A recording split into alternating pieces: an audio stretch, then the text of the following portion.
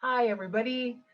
Welcome to our first anniversary celebration of orthopedic medicine and mobility. I know most of you guys are online, and I wish so much that we were together and not hanging out on Zoom. But hanging out on Zoom is better than not hanging out at all. So thank you so much for joining us at this time. We have a super fun project in store today. What we're going to do is follow Dr. Dewar through the hospital, giving you a tour from the dog's perspective.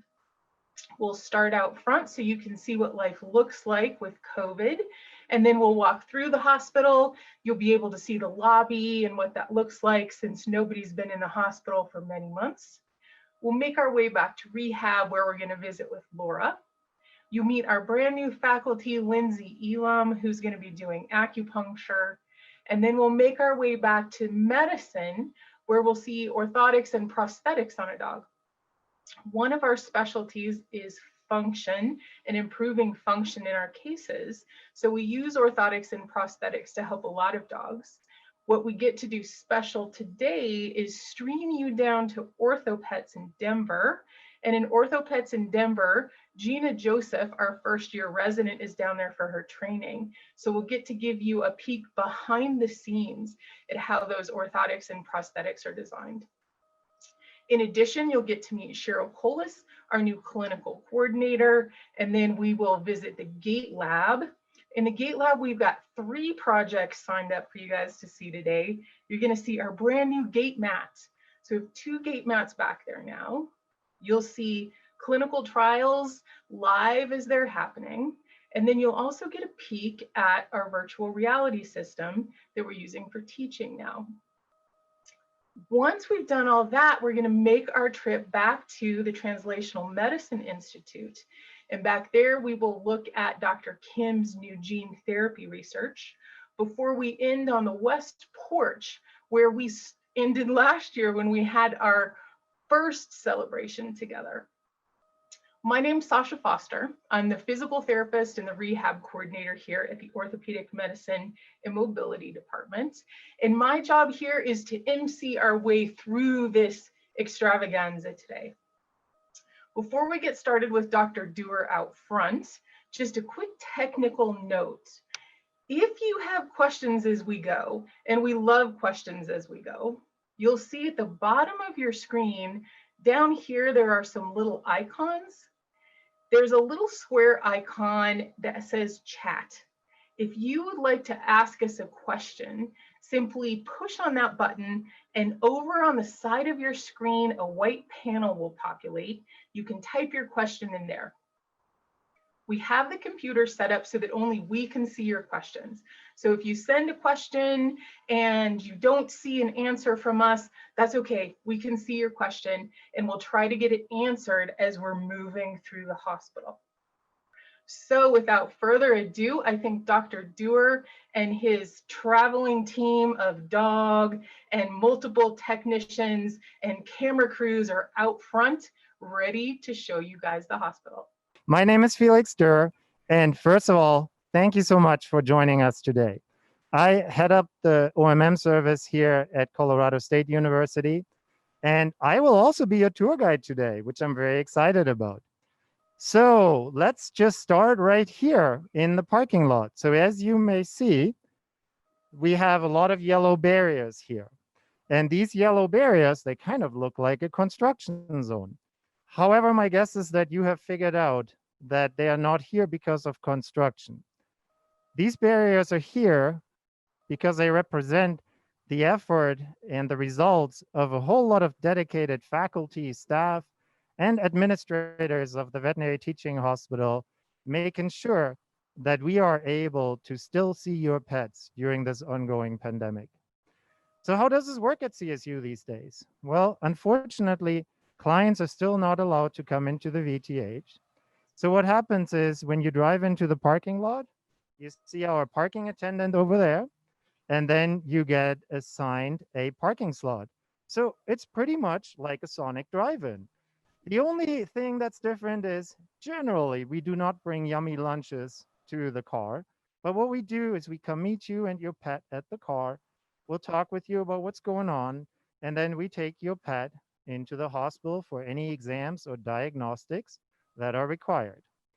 So let's go and see how that all works. But before we do that, I want to still introduce a few people here to you. And I would like to start out with one of our part-time technicians, Cassandra. Cassandra, can I ask you to share a few words about yourself? Hello, everybody. Yes, I am Cassandra, one of your newest technicians, part time, as you said, from the lovely Sunshine State, Pensacola, Florida. I'm super excited to be here with you all because I am actually applying to vet school myself, and fingers crossed, I'll end up at CSU. Thank you, Cassandra. And I can tell you from working with you, you're doing amazing. I have no doubt that you will get into vet school and you will be an amazing vet. Okay. And then next year, we have Lisa Jones, who is our research technician and a fantastic friend with her. Lisa, do you want to share a little bit more? Thank you, Felix. I'm Lisa. I am actually born and raised right here in Fort Collins, Colorado. And today we have my friend here, Zola, who is best friend to my daughter, Kinsley, who likes to put her in tutus and other fun outfits. So this is Zola. Thank you for bringing Zola here. And Zola has graciously agreed to be providing the video footage from a dog's perspective for today. So as you may be able to tell from the tutu, Zola is used to this, and we have practiced this a few times. Zola, do you have a few words to share with us? You excited? Okay, excellent. All right. Well, then let's walk into the hospital and we'll start in the lobby. So as Guys, they're walking in the lobby, what you guys will see is there's a tent, a white tent that's over there to the left. Underneath that tent, there's just some signs that says, please do not enter here, and then give some COVID signs and parameters. So past that white tent, only people who work at CSU are allowed in the building. okay, so thank you very much. As we're making our way into the lobby, you notice this is where people used to check in.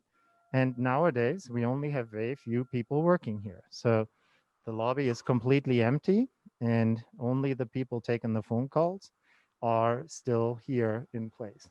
So you can see we only have a couple people here, doctors, but no clients, where usually we have a full house of up to 50 people sitting here.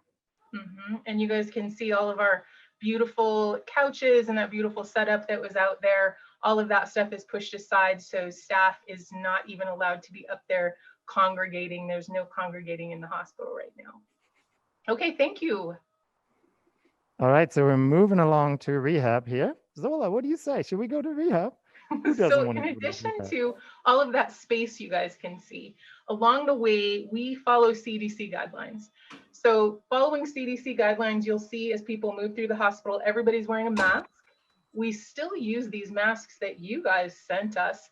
We initially got this fantastic shipment of masks in from some of our CSU friends, and that's what got us started in clinic again. For those of you who like style, you know, when we run around in scrubs, especially women, we like to wear earrings and fancy shoes and do our hair. In addition, we now get to wear glasses. I gotta tell you, you know, I've got these nice red glasses and I now have 6 pairs. And then I think Felix is at therapy now. So we're gonna jump on in there and see what Laura's up to. Okay, so in here we have Laura. Laura probably has met a lot of you on the call yet. So Laura, tell us a little bit about yourself and what you're doing here. Well, I am Laura. I'm the rehab technician, and I'm originally from Wisconsin and moved to Colorado in 2007 and have not left since. I love it here. And I am working with sweet little adorable Corey. He has had his 4th back surgery. That's 4, 10 weeks ago. And I'm doing rehab on him. So he is one of my favorite patients to rehab because they make such great progress, and you can see how well they do after spending time with them. So when he first got out of surgery, he could not walk. So we put him in a wheelchair. We did a lot of the modalities behind that you see, like laser and TENS.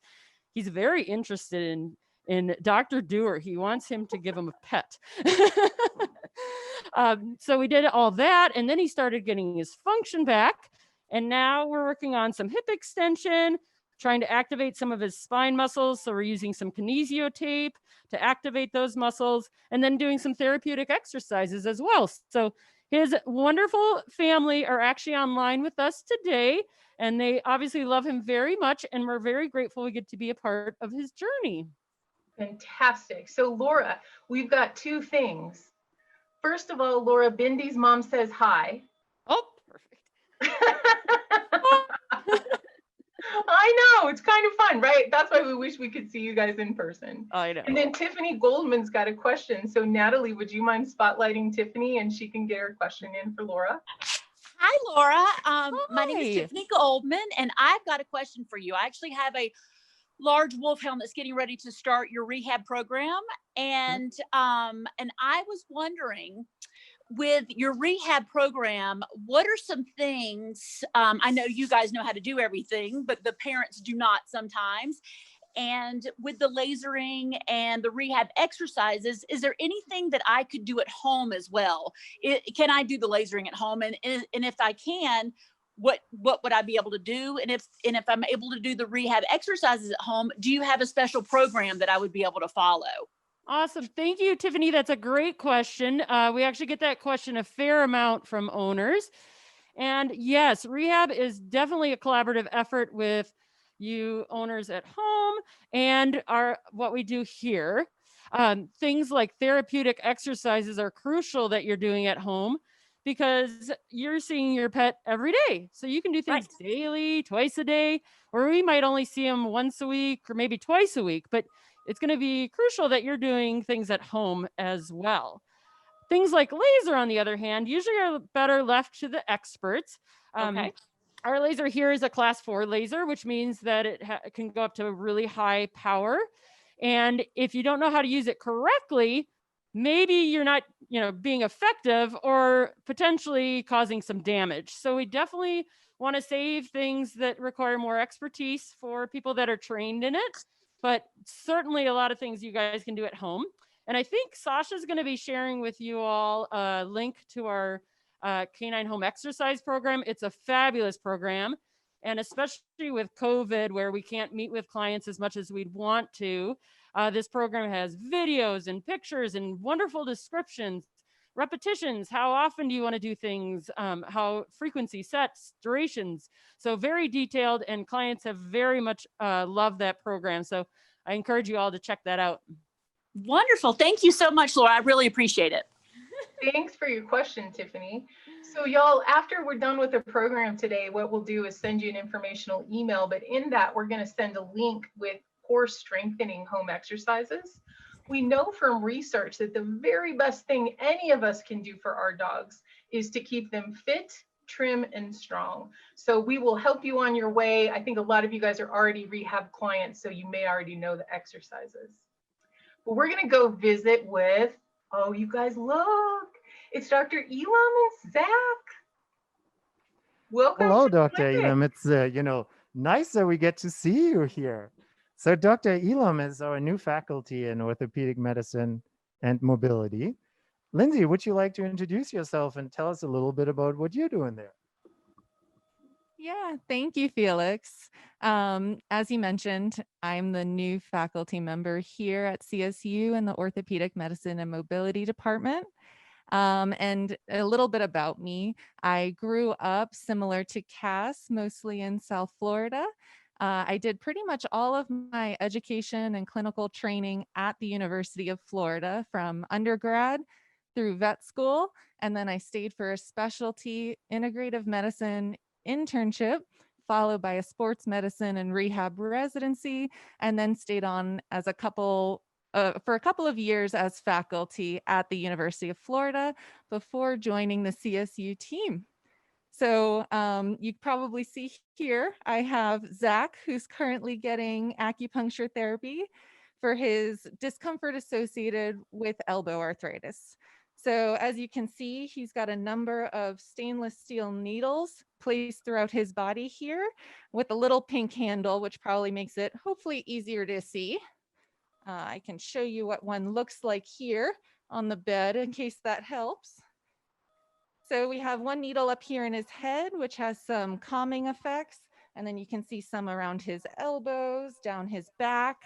And this is particularly helpful for dogs that have pain associated with arthritis, or other types of discomfort, muscle spasm, neurologic deficits, a bunch of different applications. So we're really excited to be able to offer it here at CSU as just an adjunctive therapeutic modality to, you know, help out some of our patients, in addition to all the great work Sasha and Laura do on the physical therapy side. So yeah, here we have Zach. You can see he's pretty happily hanging out here for his treatment. So Lindsay, we've got a lot of people in the chat that are super happy that we're doing acupuncture regularly now. So thank you. I mean, you guys, Lindsay brings to us a large skill set and a love of acupuncture. We're so happy to have her. Hey, Lindsay, one of the questions we commonly get from clients is, that is a needle. Does it hurt at all when it goes into the dog? Yeah, that's a really, really good question. And maybe some people in the chat have had acupuncture themselves and would be able to share, you know, their experiences. But you can see with the veterinary patients, especially Zach here, he's pretty calmly resting for his treatment, doesn't seem to mind the needles at all. I can actually put one more in here so you guys can watch. So here's the same needle we showed you on the table. And depending on the patient and the point and how sensitive it is, they might react a little bit as it pricks the skin, just like right here. So just gently going through the skin, twisting it in. And he didn't seem to really mind or notice at all. And then especially once the needles are placed, you can see they're usually quite comfortable and rest for the treatment. Yeah, that's great. Thank you. I've had acupuncture before and I love it for trigger points, tight muscles, muscle pain. It just kind of melts all of that stuff. So super grateful that we have that on board now. Thank you. Well, thank you very much, Lindsay. And I believe we might be seeing Lindsay a little bit later.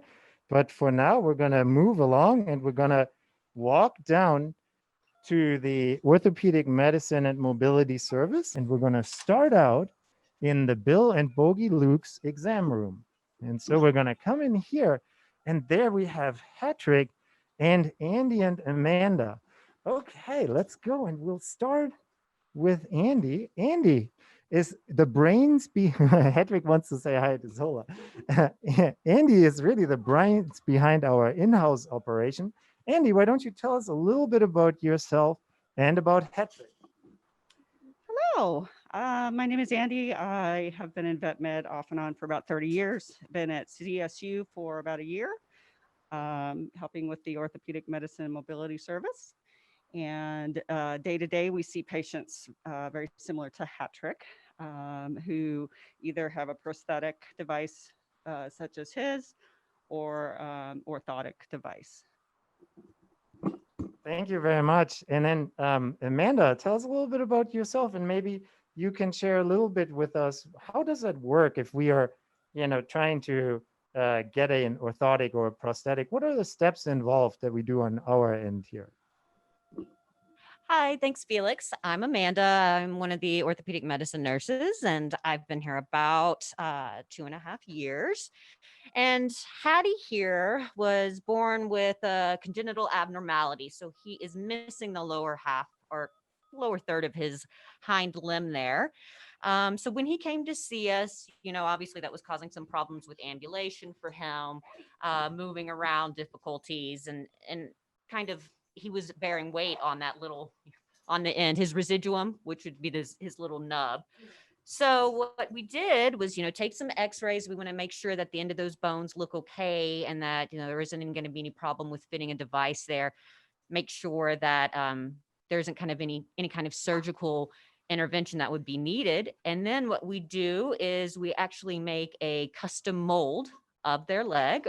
In Hattie's case, this is not the one that was for Hattie, but this is kind of what we're talking about. This was for another dog. So it's something that's very thin and very contoured to their specific anatomy. And then we send that off to our partner, OrthoPets, and they manufacture a custom device. And Hattie's got a really cool rainbow one on, which he does great with and walks around on and is a very happy boy. Yeah, Hattie's mother says, hi, Hattie. And also the team from Tripod says tripods rock. Of course they do. Amanda, thank you very much for that. And then maybe we can show the audience how this looks like if we take off the device. And then the other question that we always have is, what is the difference between an orthotic and a prosthetic? And so do you want to answer that? A prosthetic is something that's going to take the place of the missing part of the limb. And an orthosis or an orthotic is something that, you know, the dog has their complete anatomy, but needs something, some kind of support. So you can kind of think of it like you would think of your typical brace that a human wears, something that a dog we might put on a stifle orthosis on the knee, for instance, if they need some more joint support in that knee area.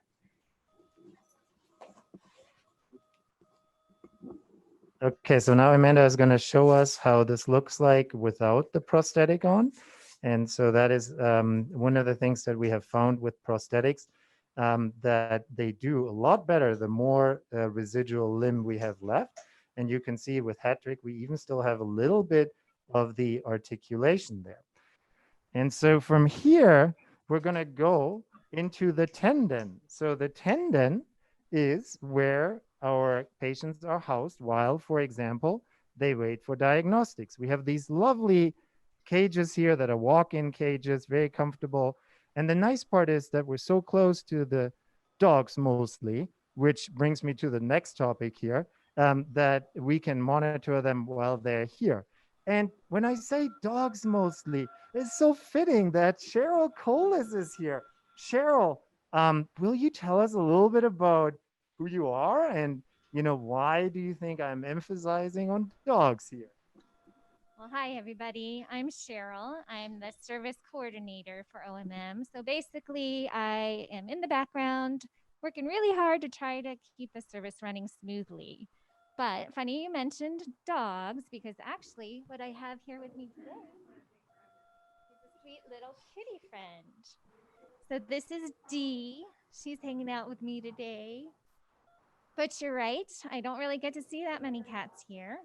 In fact, did you know that over the last year, the Orthopedic Medicine and Mobility Service, not including rehab, has seen 1,616 dog appointments, but only 39 cat appointments. And on our rehab service, we've seen in that same time period, 1,054 dog appointments. How many cat appointments do you think? Only 30.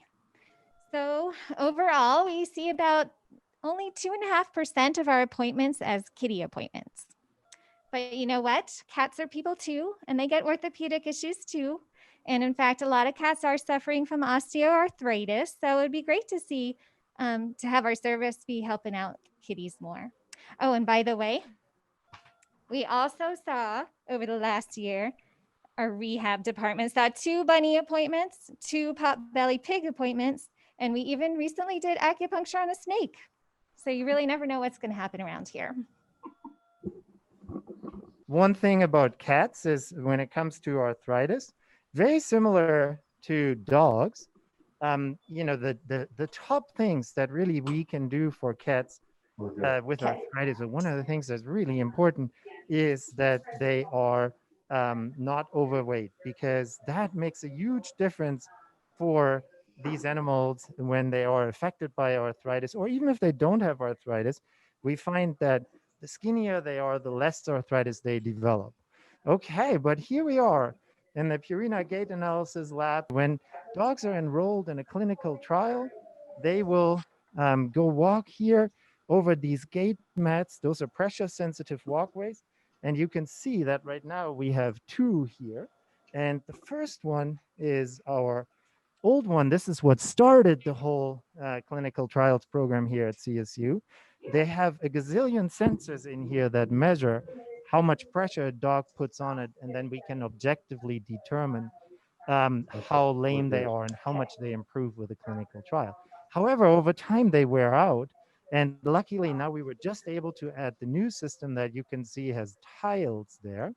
And when one of those wears out, we can replace individual tiles. But before we go and move on to Kate I see doing some virtual reality over there. We'll get to her in a second. We're gonna talk to Soy first. Here we have Dr. Soy Kim and Blaze. Hi, Blaze. How are you? Hi, Soy. How are you? Tell us a little bit about you. Hi, I'm Soy. I'm the Research and Clinical Trials intern with OMM. I did a rotating internship in LA. So I'm originally from LA, California. And I just recently finished up a surgical internship in Texas. And now I'm here and I'm really looking forward to White Christmas, my first White Christmas here. And here we have Blaze, our very sweet boy Blaze. He's a patient that's enrolled in one of our clinical trials. He has pretty severe elbow arthritis. So I'm about to perform shockwave therapy treatment on him.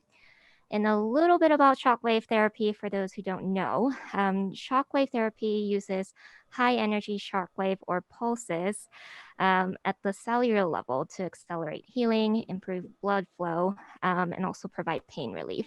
So this treatment is actually a very useful non-surgical intervention to provide pain relief and improve function in pets with arthritis like Blaze. Great. Well, let's see it. Sure. So Soy is going to show us how this actually looks like physically. So we put on a little bit of this gel that helps to make the energy actually go to the places where we want. And as she said, there is elbow arthritis, and I'm going to put the microphone next to the shockwave, and we're just going to show a couple. All right, ready?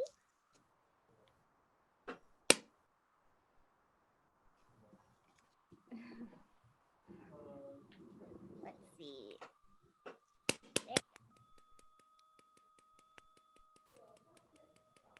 If you guys hear that Okay, clicking, that is quite amazing, because this treatment usually actually has to be done with sedation, and this is one of the new shockwaves where we don't need sedation. And I'll tell you a little bit more about Blaze and the clinical trials in a second. But before we do that, I saw Kate here around the corner, and Kate is wearing a headset. She is doing some virtual reality there. And Kate is one of our third-year students. So Kate, why don't you tell us a little bit about yourself and what you were just doing there? Yeah, well, like Dr. Dewar said, I'm a third-year vet student, and I was just using our virtual reality program. And for those of you who haven't used virtual reality before, what it is I put on this funky headset and I hold these controllers in my hand, and it puts me in this 3D environment that I can interact with. So for instance, before you all got here, I was in a virtual veterinary clinic and I was watching a dog with a lameness walk. And it's so incredible with this headset on. It's as if the dog were in front of me walking. And with the headset, I'm able to get down at the patient's eye level, and I'm able to walk around and look at it from different angles. So it's a really helpful diagnostic tool with orthopedics to see where the pain that the patient is experiencing might be coming from. And what I've been working on with Dr. Dewar is a research project with the third and fourth year veterinary students. So with the ongoing COVID pandemic, it's been kind of a catalyst for us to start using virtual reality as a teaching tool, because it allows us to keep physically distant, but also still give students this hands-on experience. And the research is still ongoing, but the feedback so far has been really positive. And although we know the simulations can't fully replace the in-clinic experience, a lot of students have reported that it's a great tool for them to practice skills like clinical reasoning and interpreting x-rays and things like that. So it's been really great. How much Dramamine do you need to take before you go into virtual reality? Well, that's a great question. That's one of the most common concerns with using these headsets is feeling motion sick or dizzy. But what we've actually seen in our research so far is that a lot more students are concerned about developing motion sickness than actually experience it when they have the headset on, which is really encouraging. But it is a problem that some participants have. And with those students, we suggest that they, build up their tolerance, start by only wearing the headset for 5 minutes at a time, move up to 10 minutes, 15, etc., so that they can become accustomed to it. Yeah, that sounds great. And, one thing that Kate hasn't shared with you, she just says, oh, I'm doing some research. But, that's actually quite outstanding. As a third-year student, she is about to submit her second paper. So quite amazing. So, Kate, we're very proud of you. Thanks for all you've done.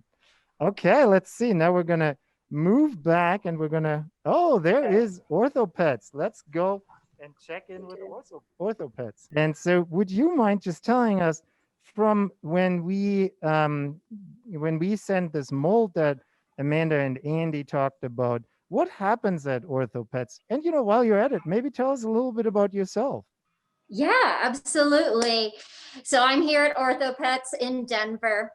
And what happens is after our doctors and our technicians ship that impression to Orthopets, Miss Jessica here opens the box, compiles all the information that we've sent, and then puts it together like right here and sends it to one of their nurse case managers. That's something really unique about Orthopets, is that they do use veterinary technicians as their case managers. All of their case managers then look at that impression that we make and look at the documentation that we sent, reviewing the case and any media that we sent, and really based on all that information and the goals that we have for your pet, will determine what device is best for them. And so what we can do is actually head back into the lab where all the magic happens. A little bit about myself is I am originally from Southern California and went to vet school at Midwestern University in Arizona, and actually was part of their first graduating class, which I'm very proud about. I then went ahead and did 2 private practice internships, and from there ended up here at CSU, which I'm so excited about. So what you'll see here is a scan of that impression that we make, where they're basically reconstructing your pet's leg. And from there, their modifiers, using their really fancy computer equipment, make adjustments not only to that scan, but also figuring out how that device is going to fit on your pet's leg. Because again, all of this is custom to your pet and why it's so important. Once they've got all that figured out, it goes to the carver, which we'll see over here. This is a super fancy piece of equipment.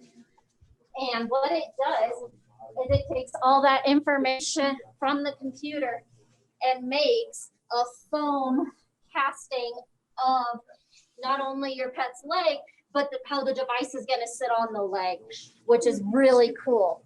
From there, it gets fine-tuned, all of the pre-placement of hinges and other important components of the prosthetic or orthotic gets put on. And from there, they actually vacuum seal the form to make that nice hard shell that's supportive. And then it gets hand built again with all of the customizations that you guys select, and also all of the things that we want to achieve the goal of your pet feeling better. So again, we have some examples here. This device can actually then be modified to basically be 4 different devices in one. And as your pet heals and progresses, we can challenge them more and again, get them back to being active and happy. Well, thank you very much. That is quite incredible. What do you think is the most common indication for orthotics? What is the most common disease that is treated with orthotics? Yeah, absolutely. We treat all different kinds of diseases with orthotics. You can see some pictures up on the wall of some of the different devices they've made. But some of the most common things that we deal with are Achilles tendon injuries, carpal issues, meaning if their wrist is hyperextending. And sometimes for patients who may not be surgical candidates for something like cranial cruciate disease, they can make orthotics to help stabilize. And then, like I said, even prosthetic devices for partial amputations. All right. Well, that is very, very interesting. Thank you very much for joining us, and enjoy your time at OrthoPets and learn lots. Will do. See you guys soon. Sounds good. Ready to go to the TMI? Yes, for sure. Okay, so while we walk over to the TMI, I'm going to go and want to talk a little bit about the Blaze study. You guys just met Blaze, and Blaze is just such an incredible dog that inspired me in so many different ways. One of the ways is that Blaze, as Soy said, has pretty severe elbow arthritis, but unfortunately, that's not the only thing. Blaze also has a disc protrusion and also previously had infection in one of his elbow joints. And so the reason why that is relevant, because usually when we do clinical trials, we do create our inclusion criteria for those clinical trials. They're fairly strict. So a dog like Blaze would not qualify for any of our clinical trials because he has so many other issues ongoing that would really confound the data that we collect. And, a while back, I was at a research conference and somebody mentioned the name Pragmatic Clinical Trial. And I was kind of paying attention and looking, what could we do with this? And so what we have done a few months ago, we have launched the Blaze study, and that is a pragmatic clinical trial. What that means is that we are able to enroll a lot of different dogs, even if they have multiple problems, because what we're trying to do is we're just trying to see, does that work for an individual patient? So for example, if we are comparing laser treatment to shockwave treatment, we can compare it for Blaze individually and see which one helps better for him, despite all the other things going on. And we can do that with other dogs later down the road and still get some data that is really valuable. So we're very excited about this trial and happy to share more. Well, as we walk through the diagnostic medicine center here, and that's where a lot of the blood work gets evaluated. And then we're going to head over to the TMI here next. How many studies do you guys think we did this year? Did we do 3, 6, or 10? The answer is 10. We got 10 research studies, not just completed, but published this year. And in addition to that, last year, Dr. Ilan Frank, our third-year resident, won Best Resident Paper in his section. The paper that he won Best Resident Paper for was kind of a cutting-edge new way to evaluate muscle bulk as we heal dogs. One of our challenges with clinical research is, what do we measure? So this gave us a really nice objective measure for measuring muscles, which we can now use for our other research studies.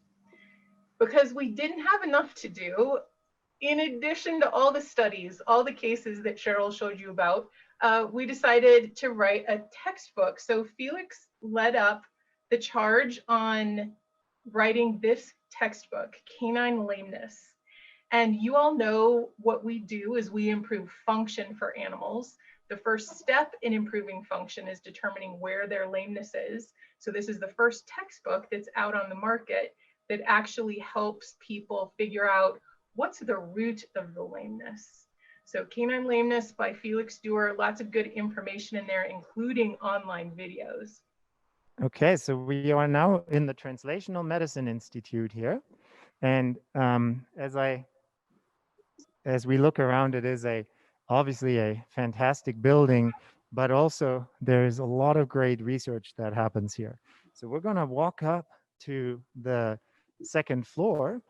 And, one of the people that we hope to meet here, I don't know if she's going to be here, is Ah-Young Kim. She is our second-year resident in the Orthopedic Medicine and Mobility Service. And, she is doing some fantastic work over here in the TMI that I think is quite groundbreaking. And it also is a great illustration of the collaboration between equine and canine faculty. And look who is here. What a surprise to see you here. welcome to TMI. Here's a lab area. I'm Ayang. I'm second year resident. I'm originally from South Korea, and I finished my vet school in Seoul in Korea, and then I was trained as an orthopedic surgeon there. But then I wanted to explore more about some medical management of orthopedic disease. That's why I'm here. So far, I love it. I'm enjoying a lot. So, do you want to see the lab? Oh, do we want to see the lab? Could we see it? For sure. Yes, let's do it. Let's go into the lab. Oh, I didn't expect that. That's quite amazing. We get to go in and see what Young is doing. So this is the second floor research lab here. And what you will see here, a lot of the benches that are meant for a lot of the in vitro research that involves things like cell culture. So this is where stem cells are created, and then people look at whether they are doing certain things that identifies them, if they can help arthritis. Here you can see all the work that has been done within the TMI, the posters, the research that has been published. So quite amazing what is accomplished here over in this building. And this is only one of 3 floors. And so now we see if we find Young, we're going into the culture room, see what she has to show us. Oh, look there. Young, that is quite, what do you have prepared for us? Tell us a little bit about your research. Before I start introduce you about our research project, I have 2 joints to introduce you. Here is a happy joint. There's smooth cartilage and really nice synovium over there. On the right side, there's a sad joint, which has arthritis. Oh my God, there's a lot of injury there. You can see a lot of red things, right? It's sad. So we actually tried multiple treatment to treat it. So we have tried NSAID. We've tried some weight loss. We have tried some laser therapy. We have tried some injections. But unfortunately, we couldn't overcome this disease yet. So we came up with the idea about gene therapy. So gene therapy is basically a therapy which we can treat with information. So if we go to the next page, here, let me introduce guys, Dr. Duer over here. Hi, Dr. Duer. So actually we had an idea of what if we teach our cells how to make good healing factors by themselves.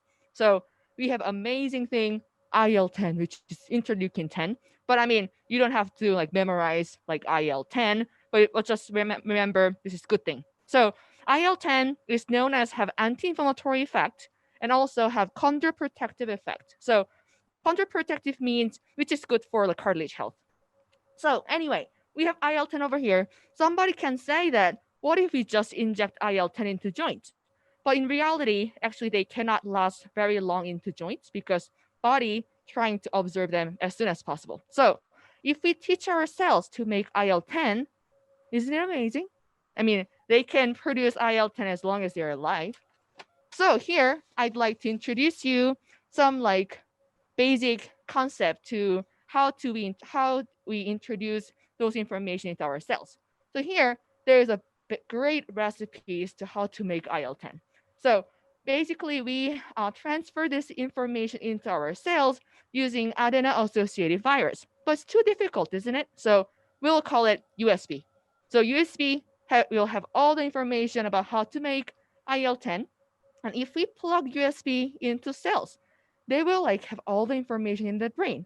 So those cells will process their information from USB, and then they will become amazingly great cells ever in the world. So they know how to make IL-10, which have great effect on the joints. So if they're ready to make IL-10, actually they can produce IL-10, IL-10, IL-10. Wow. That's great. What you're going to do later then is, here is an inflamed joint. Those cells are pretty sad, and there's a lot of inflammation going on. So if we inject this adeno-associated virus with IL-10 gene, then hopefully we'll be able to recover this sad joint into a happy joint, and then they will enjoy the IL-10 shower. That's fantastic. So Dr. Kim, we've got a question from Eva Knight.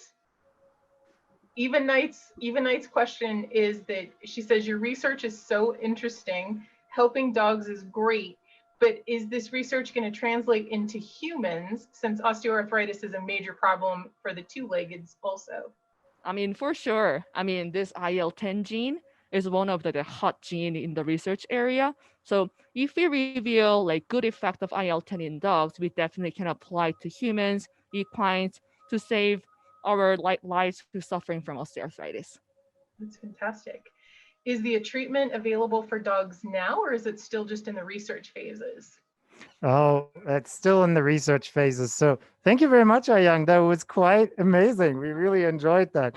So as we keep on walking here, I'm going to continue answering that question. So yeah, right now it is in the research phases. So this is really quite groundbreaking service. So quite groundbreaking research. And what I meant by collaborative research. So one of our equine surgeons here has done a lot of this research in horses already. And that is what is so amazing about CSU and then being here and having the Translational Medicine Institute, that we can then join forces. And Dr. Goodrich was the one that said, I really would love to go and figure out a little bit more of what can we do for dogs with arthritis, because I've already learned a lot from horses. And then the other part that is really amazing about this is that dogs and horses as well, they can provide really good research that then can be used to advance that treatment in people as well.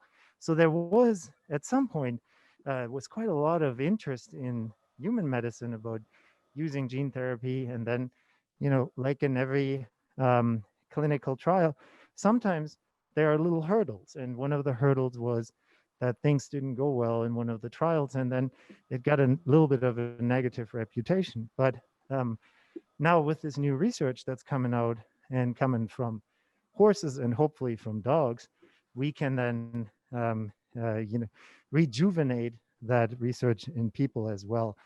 So quite amazing. One other thing that I wanted to mention is that Young, you know, she has done all this work with with what she just showed us with gene therapy. But the one thing that she doesn't talk about much, she also has been granted 2 awards for that. So quite amazing what she has established.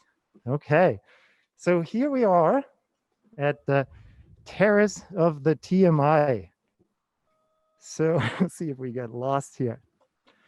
Sasha, do you have any other questions from the chat or anything else you want to share? I don't think so. That's where we got to have our dinner last year. I think that's fantastic. Okay, well, this is where we had our, like you said, sorry, I couldn't quite hear you, but this is where we had our celebration a while back. And at that point, Lindsay wasn't with us, but today Lindsay's with us, which is quite amazing. Lindsay, thank you for being here. Thank you all for attending. We hope you had some fun and learned some stuff along the way. If you have any questions or you want to reach out to us further, please don't hesitate to shoot us an email. The email address is orthomed@colostate.edu. And while I so wish we were able to meet in person today, hopefully we'll get the chance to do so soon. Yeah, I 100% agree. I wish you guys all could be here with us in person and doing this tour here live rather than watching it on your screen. But I hope that this gave you a glimpse of how things look like when the dogs are making it into the VTH, and also to meet the amazing members of the OMM team. And, you know, that's really what I'd like to end with. So many of you out there listening or have supported our service and have made it possible for us to have folks here like Soy, Ayang, Lindsay, and many others that you have met today. And this is really what allows us to do what we do best. And that is helping pets live a happier, healthier life. And with that, really us, the humans at the other end of the leash, also live a happier, healthier life. And that's what we're all about. And we couldn't do this without you. And I will forever be grateful for this opportunity. Thank you very much. Muchas gracias. Thank Dankeschön. you guys. Banana. And we will Grazie. we will Merci. soon send you an email that's got the information that Lindsay just gave to you. We'll give you the home exercise program. Please don't hesitate to reach out to us if you guys have any questions. We're getting a lot of thank yous in the chat, Felix and Lindsay, that said it was fabulous, it was amazing. People are very grateful for getting to see an inside peek. So thank you all for joining us today, and we look forward to seeing you hopefully next year in person. Bye.